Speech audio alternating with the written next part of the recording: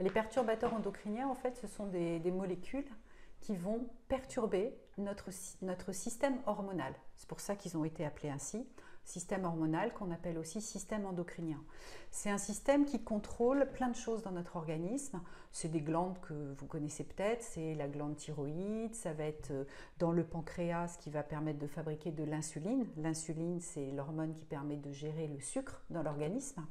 Ça va être évidemment les glandes de la reproduction, par exemple.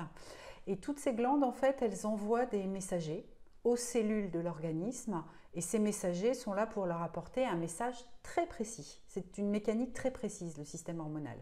Et ces molécules qu'on appelle perturbateurs endocriniens, en fait, elles brouillent les messages. C'est comme si c'était un brouilleur de communication.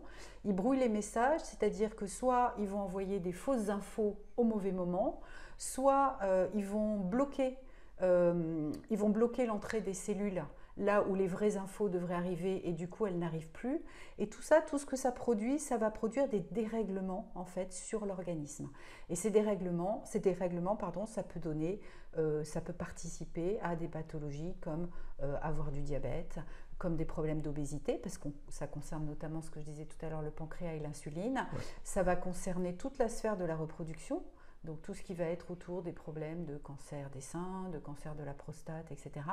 Mais pas que, ça concerne aussi donc la glande thyroïde. Et la glande thyroïde, par exemple, elle est très importante au moment de la grossesse, notamment sur tout ce qui va être le développement intellectuel et le développement du système nerveux du bébé. Donc c'est tout le questionnement aussi autour de ces pathologies liées à l'hyperactivité, liées à l'autisme, etc. Donc voilà, donc c'est un ensemble de points finalement qui touchent à différentes parties du corps et c'est en ça que les perturbateurs endocriniens ont un rôle dans ces maladies multifactorielles. Parce qu'ils brouillent les communications et ces messages perturbent ensuite le développement de l'organe.